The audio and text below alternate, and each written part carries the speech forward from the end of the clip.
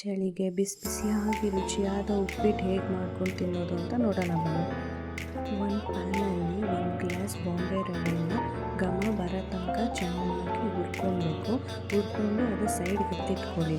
ಒಂದು news paper ಅಥವಾ ಯಾವ್ದಾದ್ರು ಪೇಪರ್ ಮೇಲೆ ಹಾಕ್ಕೊಂಡು ಆಡಿಕೊಂಡು ಅದು ಆರೋ ತನಕ ಸೈಡ್ಗೆ ಎತ್ತಿಟ್ಕೊಳ್ಳಿ. ಒಗ್ಗರಣೆಗೆ ಒಂದು ಪ್ಯಾನ್ಗೆ ಎಣ್ಣೆ, ಸಾಸಿವೆ, ಕಡಲೆಬೇಳೆ, ಉದ್ದಿನಬೇಳೆ ಹಾಕ್ಕೊಂಡು ಚೆನ್ನಾಗಿ ಹುರ್ಕೊಬೇಕು. ಉದ್ದಿನಬೇಳೆ ಮತ್ತು ಕಡಲೆಬೇಳೆ ಗೋಲ್ಡನ್ ಬ್ರೌನ್ ಆಗೋ ತನಕ ಹುರ್ಕೊಬೇಕು. ಆಮೇಲೆ ಕರಿಬೇವು, ಹಸಿಮೆಣ್ಸಿನ್ಕಾಯಿ ಹಾಕ್ಕೊಂಡು ಚೆನ್ನಾಗಿ ಬಾಡಿಸ್ಕೊಳ್ಳಿ. ಆಮೇಲೆ ಅರ್ಧ ಸ್ಪೂನ್ ಶುಂಠಿ ಹಾಕ್ಕೊಂಡು ಚೆನ್ನಾಗಿ ಬಾಡಿಸ್ಕೊಳ್ಳಿ.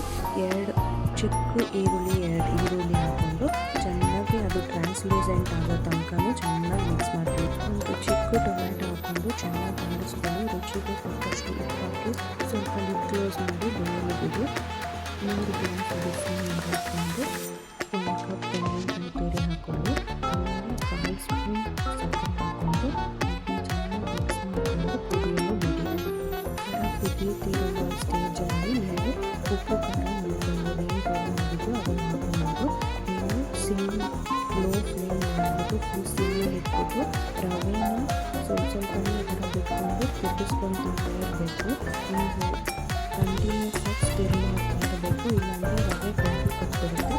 ಅದಕ್ಕೆ ಕಂಟಿನ್ಯೂಸ್ ಆಗಿ ಈ ಥರ ಸ್ಟಿರ್ ಮಾಡ್ತಾ ಇರಿ. ಸ್ವಲ್ಪ ಹೊತ್ತು ಪ್ಲೇಟ್ ಮುಚ್ಚಿಬಿಟ್ಟು ನೀವು ಬೇಯಲು ಬಿಡಿ. ಸ್ವಲ್ಪ ಹೊತ್ತಿಗೂ ಅದನ್ನು ಮಿಕ್ಸ್ ಮಾಡ್ತಾ ಇರಿ, ಇಲ್ಲಾಂದರೆ ಅದು ಗಂಟು ಥರ ಆಗಿಬಿಡುತ್ತೆ. ಒಂದು 5 ಅಥವಾ 2 ಮಿನಿಟ್ಸ್ಗೂ ಮಿಕ್ಸ್ ಮಾಡ್ತಾ ಇರಿ. ಮಿಕ್ಸ್ ಮಾಡಿ ಬೇಯಲು ಬಿಡಿ. ಅದಾದ ನಂತರ ಸ್ವಲ್ಪ ಮೇಲೆ ಕೊತ್ತಂಬರಿ ಸೊಪ್ಪು ಗಾರ್ನಿಷ್ ಮಾಡಿಕೊಂಡು ನಿಮ್ಗೆ ಎಷ್ಟು ಬೇಕೋ ಅಷ್ಟು ತುಪ್ಪ ಹಾಕ್ಕೊಂಡು ಅದನ್ನು ಮಿಕ್ಸ್ ಮಾಡ್ಕೊಳ್ಳಿ. ಈಗ ರುಚಿಯಾದ ಬಿಸಿ ಬಿಸಿ ಉಪ್ಪಿಟ್ಟು ready to serve. Like, share and subscribe to our channel.